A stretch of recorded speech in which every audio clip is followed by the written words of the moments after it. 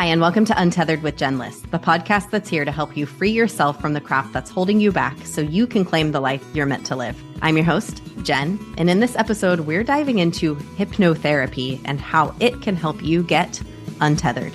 Let's dive in.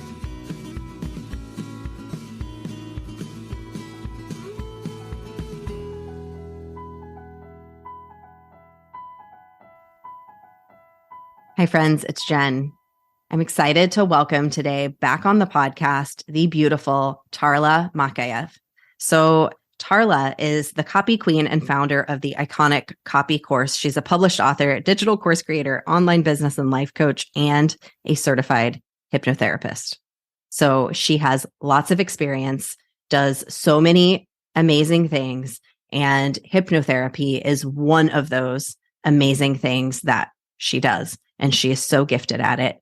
She is like I say this in the episode, but I'm like, if you're going to try hypnotherapy, do it with Tarla because you know that you can trust her and that she has her heart in the right place for offering this service. So if it's something that you've been kind of curious about, or if you're curious about it after listening to this episode and what it could possibly do for you, she could be a really amazing person to do it with. She also, as you'll hear in the episode, so generously offered to possibly do a very special price for her services in April.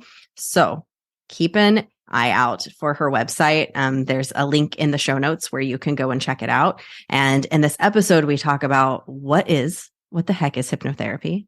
Why are people nervous and scared of it? And why should they not possibly be nervous and scared of it? She talks about how it's actually endorsed by the Catholic Church. So like if you have religious kind of things about it, it might be interesting to hear some of what she says about it. I talk very lightly about my own hypnotherapy experiences because it is something that I personally will vouch for hypnotherapy being incredibly supportive. For me, it was supportive in going in and rooting out some stuff from my life that I didn't know was causing me to just hit roadblock after roadblock after roadblock. So that is what Tarla is on the podcast here to share with us. This is a continuation of our Untethered Practices series where we are diving into these various practices that can help you possibly to get untethered from the things that are holding you back. So everyone, welcome to the podcast, hypnotherapist and life coach, Tarla Makaeff. Hi, Tarla. Hi, how are you, Jen? So good. So the two of us have had the most fun since connecting on that podcast episode. We have stayed connected. I've stayed connected with your journey and you with mine. We had a speaker slam. I know my listeners have been listening about the speaker slam. We connected via the speaker slam journey again. So it's just been so interesting. And we both noticed we started recording this podcast episode at 111, which is angel numbers. I just feel like you're this angel that keeps popping into my life. And you really encouraged me so much with the speaker slam thing. And so you've been a huge gift to me in the past few months since we met for that podcast episode. And you are the perfect person to have on the podcast during this Untethered Practices series to talk about hypnotherapy. So thank you so much for coming on. Thank you so much for having me a second time. You're so sweet. And you're going to make me cry again. It won't just be the makeup now. It's going to be actually your kind words are going to cause me to cry. Yeah, we were talking before the episode. I have that problem too. And I'm sure the listeners can relate. There's like certain makeups that make your eyes water. I've been trying this new eyeliner. I've been having the same problem. I'm like, why do I keep putting it on though? That's the question. It's like, I know it makes my eyes water. Why do I not throw this away? Because it was $40 for a piece of eyeliner, right? Yeah. Okay. So far on the podcast, we have talked about a number of practices that I myself have tried that others use, leverage in order to, what I say is helping us just untether from the humdrum, the ho-hum, the stuff that's keeping us stuck so that we can get out there and do the things that we really want to do. And so hypnotherapy for me has been one of those things, but I know nothing about it. I just know that I've tried it. It has been very successful. I've had realizations that I didn't know, gone into my past, and it has been transformative. And so, Tarla, you have an expertise, not only in hypnotherapy, but in this special brand of breed or whatever you might want to call it of hypnotherapy. So tell us why. Why did you get interested in it in the first place? And then we'll delve into what it is and what it does and what it might be good for somebody to use. Yeah, no, great question. So basically, probably like the rest of the world, I've had trauma. I lost both my parents. And even before I lost my mom, I lost my dad when I was one. I explored self-development from a young age, was in the Barnes and Nobles, looking in the self-help section, and then made my way to talk therapy, as many people do, and then found myself feeling like more negative from going to talk therapy because I would just go there, vent. And it feels good in the moment when you're venting, right? But then I think like 5-10 minutes of venting is sufficient. But when you do it for an hour and then you leave, you're like, nothing got solved. We never got to the root cause. We're just talking about the problem over and over in a circle. Someone's listening and saying, yeah. And then that's basically it, right? And so then I looked into EMDR therapy, which is for trauma. And EMDR is amazing. It's eye movement desensitization and reprocessing. And it was great. And I actually had to stop because COVID started and she didn't want to do Zoom sessions.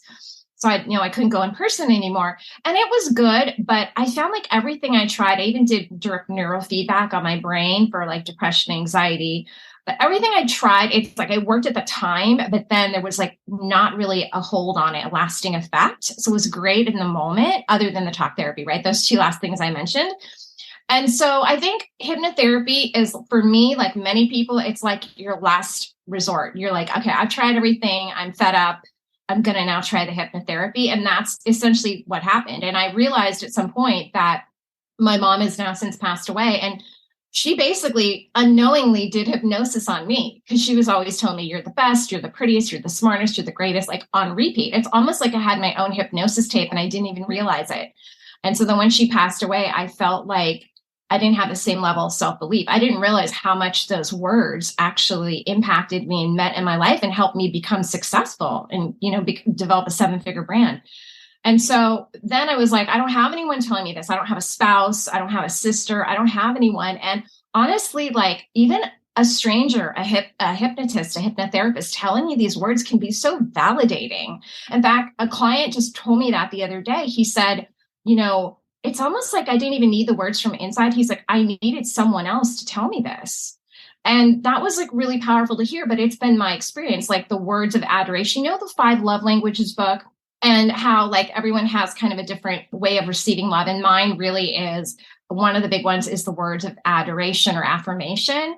And so for anyone, a lot of us, we need to hear, I'm proud of you. You're doing amazing. And if we don't hear that regularly, like it's important to have your own self-belief, but you also do need validation from other people to a certain degree. Like we're a social species, right? So that I think this is a long answer to your short question, but that's how I kind of found myself in hypnotherapy. And I just knew when I had one session, it wasn't even RTT. I knew this is it. This is like what I needed all along. Mm-hmm. Well, that's exactly how I felt about breath work. And I know we have connected on that. And like breath work just felt like my thing. If there was just something the first time that I did it with a specific person who really helped me reconnect to myself in the session, it was game over for me.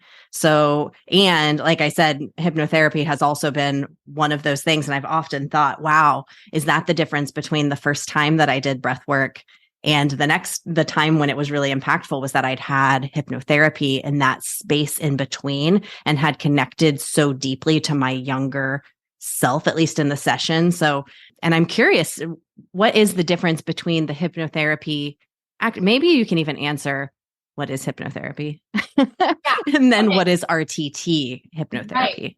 Right. Okay, good. Yeah. Hypnotherapy. So a lot of people have this idea. We use the term trance and they think that you are going to be kind of in this state where you're not in control of yourself. It's really like a highly meditative state, but you're very focused. And we're going into your subconscious beliefs. So life coaching, for instance, which I also do, works on the conscious level. But there's really no way to get into your subconscious other than in your dreams and in hypnotherapy. And so you want to get into your subconscious thoughts because 95% of what we do, we run on autopilot. It's the programming in our mind. And this comes from childhood. This comes from parents. This comes from aunts, uncles, teachers, siblings. other kids, anything people told you in those formative years from like the ages of 0 to 8, you absorbed that, and that programming is in your subconscious. And if you're not aware of that, which we're not, if it's in our subconscious, that rules your life. And so if you're doing things like, for instance, when it comes to money, if you have money blocks, it could be in your childhood, you were programmed to think money's bad, money's evil. We all maybe heard that as a child. Mm-hmm.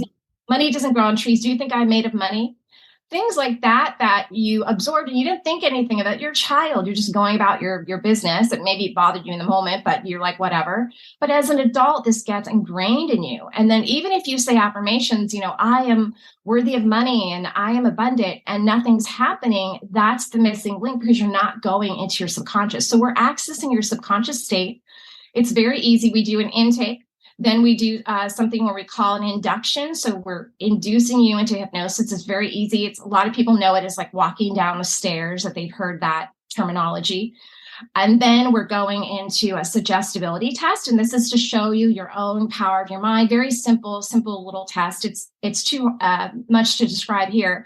But then that's the hypnosis part. And at the end, there's a transformation recording. So you have a recording on the call in RTT. This is what we do in RTT, rapid transformational therapy. And then you get a copy of that recording. So 70% of the work in RTT is done in the session, and 30% is through the recording. And this is created by Marissa Peer, who is a world-renowned hypnotherapist. So the difference between regular hypnotherapy and RTT hypnotherapy is that it's just like, I say it's like hypnosis on steroids. It just brings it to the whole next level.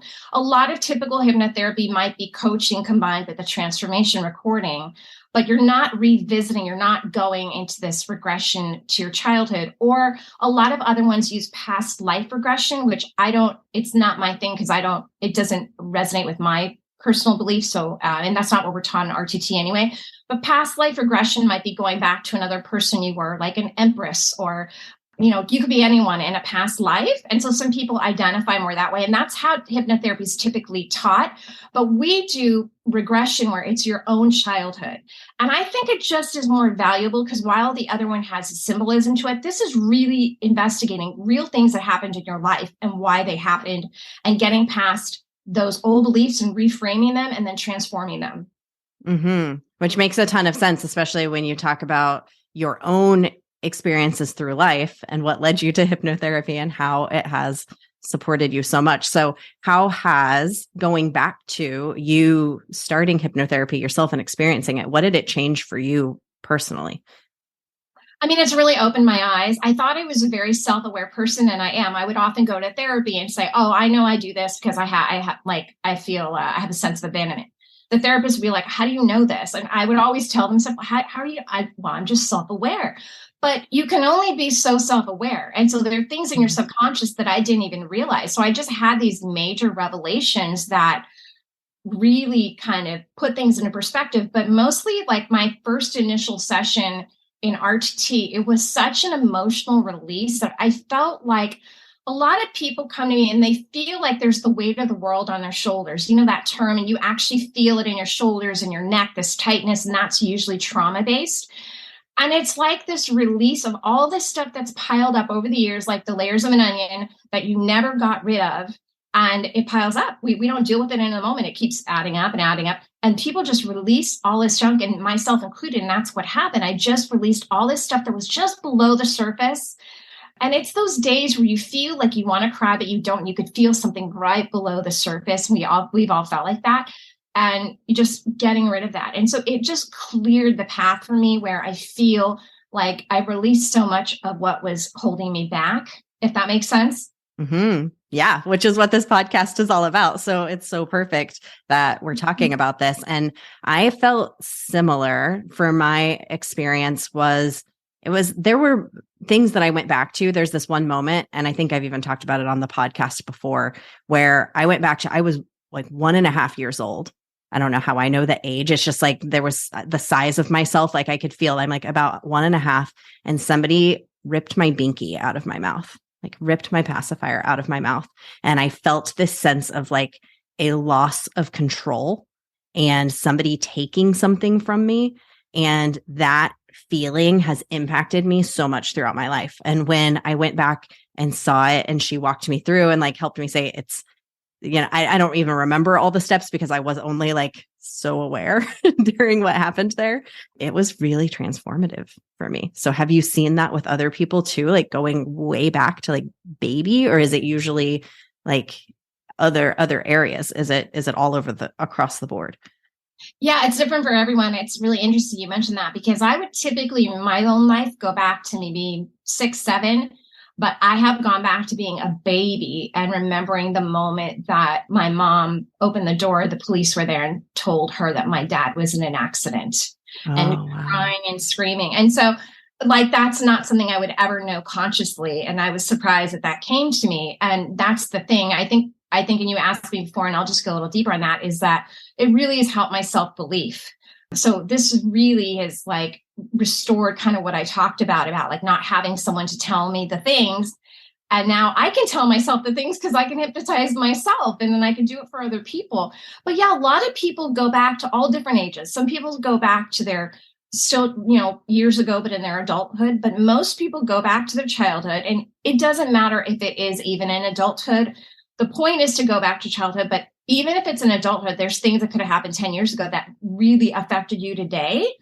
But yeah, it's not uncommon to go back. And I actually, even though I mentioned I don't do past life regression, I did have one client who in one scene went back to past life. So it can happen even in RTT. It's whatever comes to your mind, you just share. And as we're going into that section of revisiting scenes in your life. And so whatever it is, there's a reason it came up. There's value to it. There's some lesson in it. There's some learning in it. There's some feeling in it that you're carrying, like you were saying, that is a clue. And then we go through a whole process to identify how that's related to now. But it's a clue as to why you might struggle in a certain area of your life. Like one of the areas could be like public speaking, for instance. So if someone somehow stifled your voice when you were a child or told you didn't have a pretty voice or whatever, that could be the key to why you have this like fear of public speaking as an example. And that's the most common fear, by the way, for people, public speaking. Mm-hmm. Which you and I have had some experience doing some public speaking together. And yeah, I mean, it was my least favorite class in college. I would just sweat. I would just be in a pool of sweat waiting for my turn to go up there, like the last kid finally getting up there and doing my speech. So I totally feel that. I think that's totally normal. A lot of listeners of the podcast can probably relate to that fear of public speaking. So what you're saying is that so often it's related to some kind of moment, incident where you may have shared your voice in some way and somebody told you to pipe it down. Is that right? That's just one example, right? It could be so many things that happened, a myriad of things. But as an example, somebody could have told you as a child multiple times, don't talk, be quiet. Or they could have said, your sister has a beautiful voice, you don't. Or they could have said, your opinion is invaluable. Or they could have done anything. It could be actually not directly related as we're talking about. So it could be something totally that doesn't seem related. But those are just kind of some top line examples so people can kind of understand. Thank you. So it's very individualized is what it's saying. Not never some specific thing. It's always, it could be something that you're like, how would that even be related to public speaking? And that's why people can't consciously figure it out. Maybe they never had things like I told you, they never were told to be quiet. Maybe they were encouraged to talk.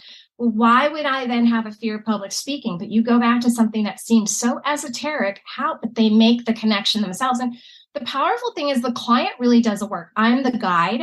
So I'm guiding them and they're figuring it out. And so it's also very empowering because like you realize you had your own answers inside of you. You had them all the time.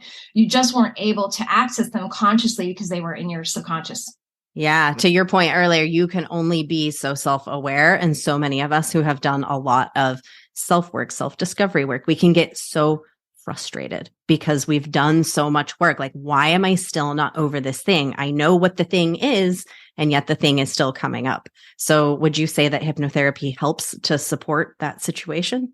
Absolutely. That's the thing. The people who are getting frustrated, I'm doing all the affirmations, I'm doing all the journaling, I'm doing all the work. I'm talking to people. I'm in these healthy, positive groups. I have a positive group of people around me. Why are things not changing for me? I'm so frustrated. Hello, hypnotherapy. Okay. That's the answer.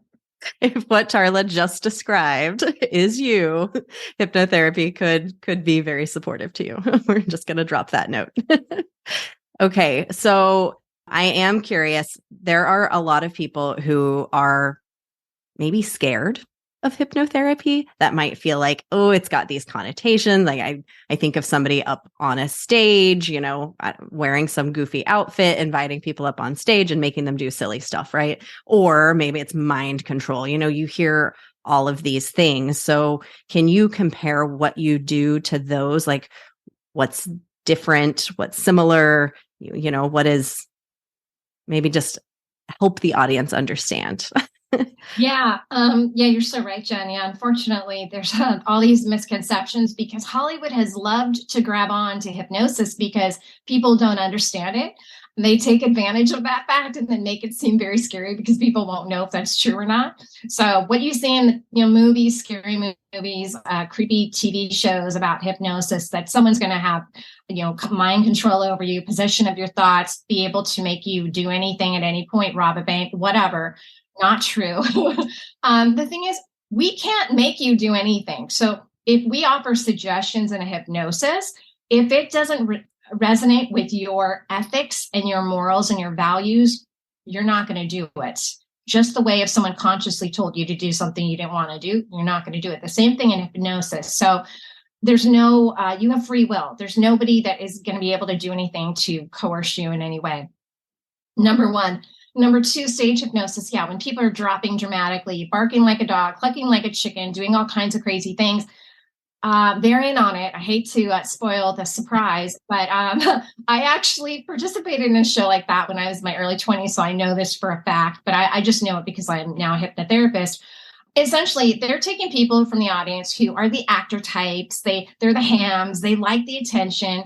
And when they bring, because who is going to raise their hand? Those people. When they come to the stage, they give them suggestibility tests to see if they're going to play along. And people don't realize this from the audience. And so the people who are going to be suggestible, who are going to comply, are basically the ones that they keep on stage. Or they're people who just like succumb to the peer pressure. But that's for show. That's a like Las Vegas style entertainment. That's a hypnotist. And some people who do hypnotherapy they call themselves hypnotists, but that's hypnosis. Like we do hypnosis, but that's a hypnotist. And I'm a hypnotherapist where there's a therapeutic aspect where this is for healing. This is not for entertainment. So anything you've heard about any of that, and also for anyone who with religion, they might, I'm Catholic, they might wonder like, I don't know. This is not anything that is anti-religion at all. There's no religion involved. There's no weird programming. In fact, the Catholic Church, as I kind of mentioned to you before you came on here, they've actually approved hypnotherapy for healing purposes over the years, in somewhere in 1800 and I don't know, 46 or in the 1956, something like that. I have the dates on my website. So, and there are a few churches that approve of it. So this is nothing where, you're going to your own subconscious, right? And so you have total control. There's nothing that you should fear, basically. It's just a relaxed, natural state. We're in hypnosis every day. So when you daydream, you're in hypnosis. When you watch a movie and you just kind of don't notice what's going on around you, you're in hypnosis. Same when you're watching a TV show, reading a book. If you are shopping in a store and someone calls your name from the background, you kind of hear it, but you're tuned out because you're focused on whatever's in front of you. Maybe you're buying something, you're in hypnosis. When you're driving your car and you kind of get home on autopilot and you're like, wait, how did I drive home? Like, what streets did I take? Because you take the same route, you're in hypnosis. So this is a natural state we go into every day. Same as when you're falling asleep. That's basically a form of hypnosis. It's the hypnagogic state when you're going from wakefulness to sleep and from sleep to wakefulness. So nothing to be scared of. It's totally natural. So yeah, it's a natural process that we go through anyway. And when you're taking somebody into it, there's an intentionality that you are leading somebody through into a process that their brain does every day. Is that right? Yeah. And the thing is like you do need to know who you're doing hypnotherapy with. So you should know the convictions of the person you're working with. And I am here to heal people and I'm here to help people. Mm-hmm. And so I go into this very seriously. I take my clients' welfare very seriously. I take the process very seriously, and I want the best outcome. And the other thing is you've experienced this because you've had RTT yourself, is we're really using your own words. So whatever you've always wanted to hear in your life, like I'm lovable, I'm smart, I'm capable, whatever those words are throughout the session, you tell me in advance, I'm basically using your own words. So I'm not giving you or feeding you anything that you wouldn't want to hear. It's what you've always wanted to hear since you were a kid. Maybe you didn't get told that by your parents, or maybe that's something you just, always just wanted to know and never felt like you really knew inside. So it's really the client is doing the work, like I said, through the session. Yeah. And I can personally vouch for Tarla's morals. She's definitely here 100% to help people. It's your purpose and it's what drives you. And it's what you did when you were on the podcast last time. We talked a lot about copy. You help business professionals to write better copy that can help them get their message out there. So not only are you helping people, you're like helping the helpers in so many ways. So, and that's through that side of your business. And I know you life coach, you do the hypnotherapy, and you have this specific talent in copywriting, which I think speaks so much to what this podcast used to be called The Creative Commute. And it's really about, we have so many gifts and so many talents we develop along our lifetime. And it's so beautiful when someone like you're such a lifelong learner, and you have all of these gifts that you can now offer to people in this beautiful new way with this skill that you have as well. It's just so powerful. Yeah. We're so gifted to have you on this earth doing what you do. Oh my gosh, you're so nice. Well, the same with you. I mean, I feel like we have very parallel journeys of going from this creative profession right into these professions of like serving people at an even higher level where it's about growth and contribution. I think most people go through that evolution in their life, and it might take later in life, but you evolve to another level. So thank you. You're so kind. Thank you for having me. I'm always loving speaking with you. Yeah, I mean it. And I think this is important to hear too. And thank you for allowing me to share part of that journey for you and my journey. And they are very parallel, because I had a lot of imposter syndrome around being a coach, around teaching other people. And it's because that shift from being like the doer into being the guide, it is less teacher. That's what I have realized, and what helps so much with that imposter syndrome to stand down is I'm a guide. I'm not like standing on the pulpit and telling you what to do. I'm simply guiding. But that shift can be really challenging for people. And at least it was for me. So I don't know if that shift has been hard for you, but I think it's so important to share it, because people do face imposter syndrome a lot with that kind of switch. Yeah. I mean, I think when you're getting involved in anything new, it's going to be, a transition. Mm-hmm. I don't know. I feel like I've reached my calling. I really feel like hypnotherapy is my calling. So I enjoy it so much. I know I'm really good at it. I get glowing feedback. And so it hasn't been too hard now. But of course, initially you're learning something new. You don't know what you're doing. Yeah, I think it's hard for anybody, but I think we just have to remember, like, we're always constantly evolving. So we just, are always evolving to the next level. And that's going to require growth and being a little bit uncomfortable to kind of move to the next level. Yeah. And it's following the breadcrumbs too, because you're like, hypnotherapy is so my thing, and you found it and you're excellent at it. And for me, that felt like breath work. I told somebody that it feels like an old shoe that I found and put on, and it's so comfy, but I didn't really know that I was looking for this shoe. It's like, I kind of did, but I didn't have awareness. Like, the shoe is what I'm looking for. But then I put it on and I'm like, holy crap, there it is. And you have to follow some discomfort along the way in order to eventually find that thing. You just keep following the nudges until it leads you to that beautiful thing. So, yes. Yeah. Okay. Anything that we have not covered about hypnotherapy that you're like, people just need to know this? These are the things that people who are kind of want to try it, or maybe interested in trying it, might be a little scared of it, or just curious about it, might want to know. God, I know there's a whole list of things I'm going to think about when we get off of here. So I have a list of FAQs. I'll just throw this out there. You're going to link to my main website, tarlamakaeff.com. And from there, they'll go to the hypnotherapy page, and they'll see there, or they can go straight to the hypnotherapy page. It's Silicon Beach hypnotherapy.com. But when you scroll to the bottom, I have so many FAQs. It's going to cover pretty much, I thought of every single thing a person would ask that I had questions about. But I think it's just, there's just a fear also of like releasing that control and going into hypnosis. And again, it's such a light, natural state. It's not going to be what you expect if you've never done it. When we call it trance, this is not some zombie-like state. It's, and you're laughing. There needs to be a new word. It's like my thing with, I don't like the word habit, so I call them sprinkles. It's like there's certain words that just need to be, let's choose a new word. But for now, it's trance. Yeah, I mean, because when you think of trance, you think that you're like, scary, walking around, right? And so it's not like that. It's literally a light meditative state. You're focused. You feel very relaxed. Usually, people will let out a lot of emotion. Everyone's different. So, some people will see huge shifts right after the session, by the way, or in the session. Some people will see smaller shifts over time, and some will kind of wake up one day and be like, oh, my life's totally different. And they didn't realize. And it can happen in small baby steps, but it's really interesting. But anyway, when you're getting into it, it's just very natural. You'll see that you feel very relaxed.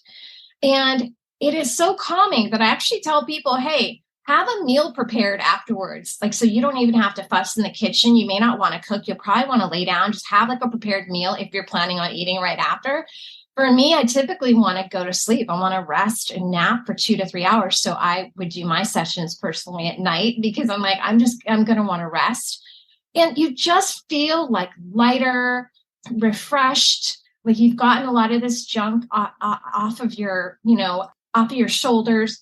There's a portion that we do in there. It depends on who it is and if they need this, but there's a portion where you can really talk to somebody and just the person that you've always wanted to say something to and that hurt you, you can just get all this stuff off your chest. Because a lot of times we hold these things in. I had a guy the other day tell me that he's like, I told you things that I've never told another human being. I mean, that's how powerful it is. So you might have held in all this stuff and never told a soul. And then you tell someone in a session, you just feel relieved. I let that go. And it's all about just letting go and transforming also the way that you see things as part of also what I do. But the rapid transformational therapy, it also encompasses, I didn't mention this, it encompasses hypnotherapy, psychotherapy, NLP, which is neuro-linguistic programming. We've had somebody on to talk about that, Jen Lemke. Yeah. Yeah. And also CBT, cognitive behavioral therapy, and neuroscience. It combines a lot of things. That's what makes it so powerful. And it's just a great experience. And then the transformation recording is something that you obviously have to listen at home when you're not driving or anything. But that is something that is, you have that for a lifetime. So I think that's important for people to know. Like, it's like you've got that little fairy, you've got that little coach, that cheerleader, that praiser, like on your side all the time. And then, of course, they can come back for other sessions. But the other thing is in RTT that usually 1 to 3 sessions. So depending on what it is, sometimes 4 to 6. Now, what I'm working with is things that are related to, because I have an online business, like you mentioned, so business and also relationships. So my areas are, for instance, confidence, self-esteem, self-love, imposter syndrome, as you mentioned, money blocks, business success, public speaking, procrastination, romantic relationships, taking your business to the next level, peak performance, those types of things. I probably forgot a thing or two, but I'm kind of skewed in that area because I'm not a psychologist. So I make that very clear to people. I'm not a therapist, hypnotherapist, but I didn't go to school for like therapy. So I don't deal with the mental health upfront. Some do. I'm in the state of California, so I'm very, very careful about what I'm offering. And then what else? I think that's pretty much it. I mean, I don't deal with medical stuff. Some, again, hypnotherapists do, but, I leave that to the doctors, the medical professionals, and I leave this to the psychologists. So I'd say if you have like a serious mental illness, there's some people who can't have hypnotherapy. I just thought of all these things, Jen. I'm going on and on. Is that okay?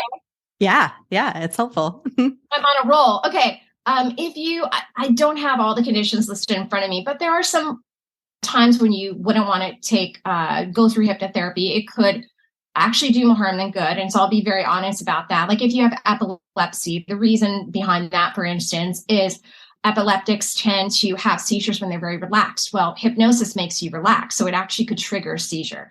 So I put all this on my page so people are aware, and they have to agree that they don't have any of this, like narcolepsy.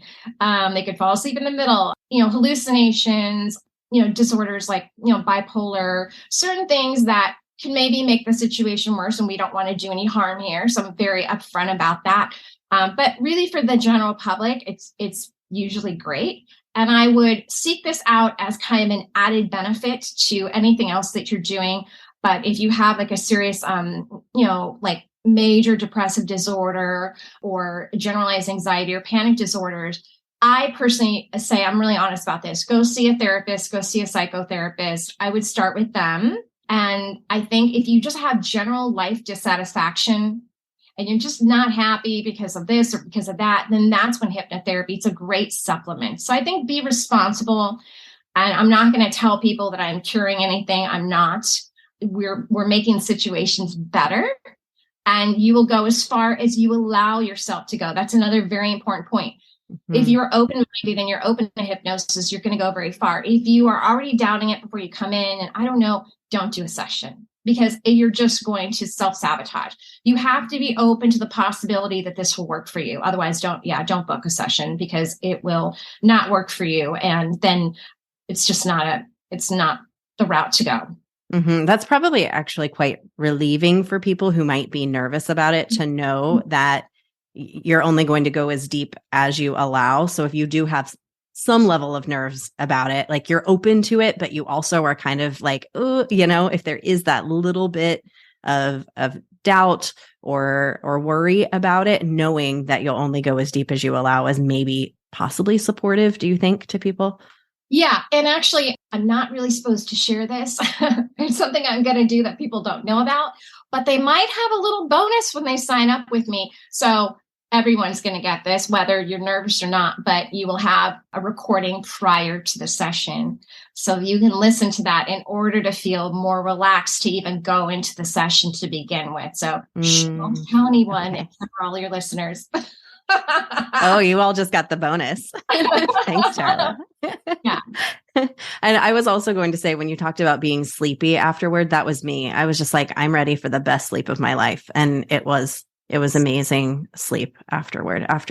So I've done 4 sessions of RTT, and one grouping of them was focusing on one thing and another was on another thing. And I think that's with what you do. You help people who are trying to move forward on something in their lives generally. They're in business. And so different things can come up along the way. So maybe it's imposter syndrome around something. Maybe it's visibility. Do you feel like those are, in the way that I did that, do you feel like that makes sense, that you could be facing new things as you move along? Or was it that my first couple of sessions weren't successful?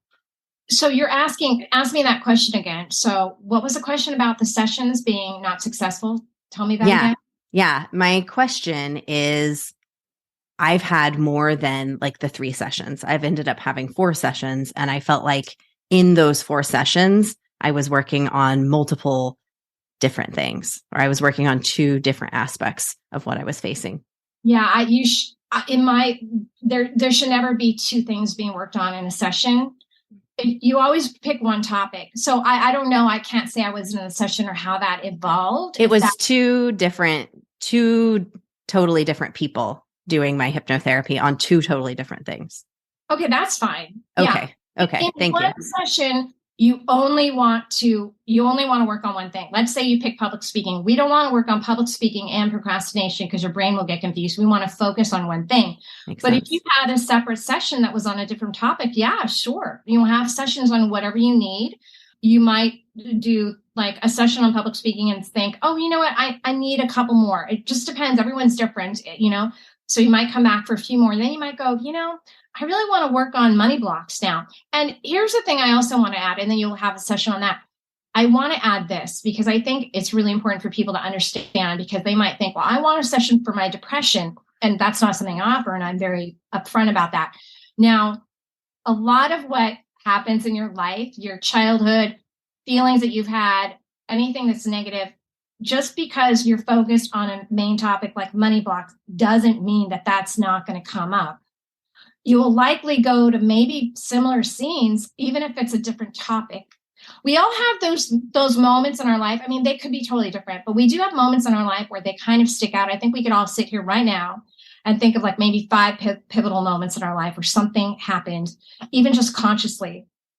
So you'll go back to scenes that sometimes, for instance, it happened just with somebody the other day and they weren't expecting that. And they were able to kind of resolve other things, if that makes sense. So the presenting problem is the money blocks, but it might go to all other kinds of things that come up, but you want to initially focus on one thing, and then whatever comes up, and we deal with it, and you get an amazing transformation recording that handles all of that and that affirms all the things, like I said, that you've always wanted to hear.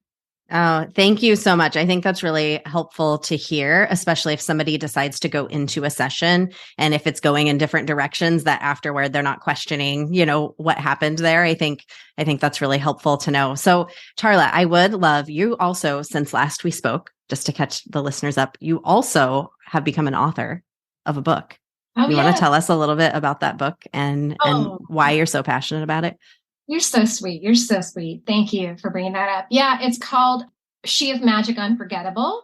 And I was with a series of other women. There's 7 authors, and we were writing in this book because we wanted to inspire other women about our trials and tribulations. And everybody has a unique story. Mine was on my story of being a caregiver to my mom and how that affected my life. And it's about basically how we all came out the other side and how you too can, no matter what's going on in your life. And so it's basically inspirational stories of how there's magic in all the moments, and how we spoke about basically unforgettable people or things that happened in our life. And mine was my mom's unforgettable, how you can make it through anything. And so if you're looking for any kind of inspiration and you want to inspire someone else, the Kindle book is on Amazon right now, just for 99 cents. So if you just type in, there's a whole series of them. So it's like, I think it's the 6th book, but it's She is Magic Unforgettable.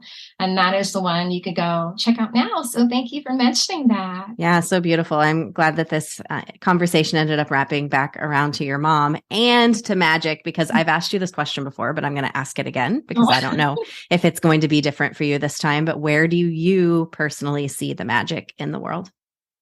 I think the magic in the world are in those just special moments where we see how far we've come, where we see what we've been through and that we've gotten to the other side, where we see that we're more resilient and stronger than we've ever imagined.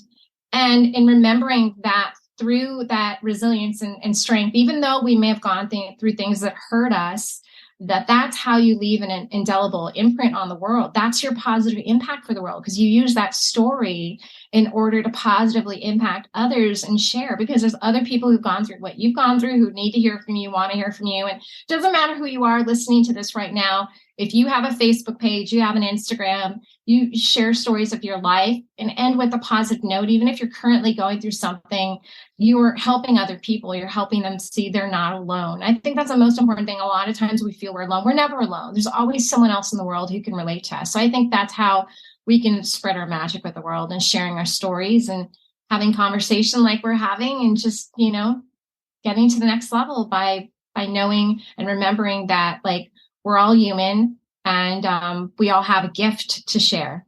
Yeah. What a beautiful message, and touches my heart, because that's my belief, is that the magic is in all of us. It's these gifts that we've been given, and we're called to share them. And that's why we're feeling this nudge. So thank you for following your nudges, for sharing your gifts, and for coming on the podcast. Where can people find you? Thank you so much. Yes, the best place is just that the hub is my website. So tarlamakaeff.com. I know Jen will have that below because no one will ever know how to spell that. If social media, it's the Tarla Makaeff. If you go to the IG or FB, either one of those, or Facebook, sorry. I'm talking in the language that we talk in, Instagram or Facebook. And yeah, just my website has kind of everything I'm up to. And for hypnotherapy, if you want to book a complimentary and confidential 15-minute consult, this is where I will, listen to your story, see if this is something that would help you. And I'm pretty sure it will, but I look at everyone individually. And then we can book a session from there. So I actually have a very special price. Depending on where you're listening to this, I will have a very special price in the month of April 2023. So make sure that you follow me on social media to see my special offer too.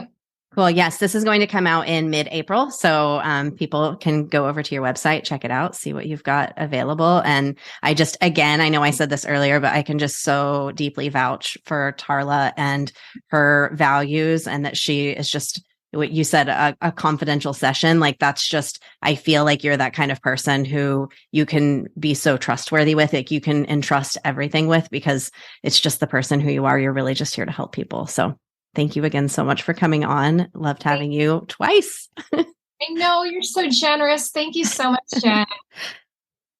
Whether you have tried hypnotherapy, whether you're curious about hypnotherapy, I hope that there was some information in this episode that Tarla shared that was helpful and supportive to you in making a decision about whether you want to try it again.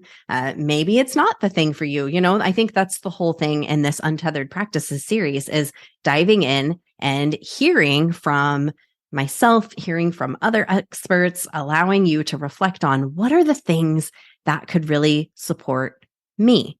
Because as Tarla and I have talked about, breath work is something that for me is like so supportive. It was the thing that just the skies opened up and angels were singing. And I was like, finally, here's the thing that is so supportive to me. And for her, it's hypnotherapy. However, I also have leveraged hypnotherapy, have found a lot of results from it. So we can have a primary thing, we can have secondary things, or we can just have a whole bunch of secondary things, or maybe it's just one thing for you. So I think it's fun to play with all of these things and see what is the practice that is really supportive to me. And that's the whole point. What supports you in doing the things that you really came into this world to do? Because, girl, it is time for you to shine your magical unicorn light out there in the world. And that's what this podcast is here to help you do. So you just keep shining that magical unicorn light for all to see. I'll see you next time. Bye.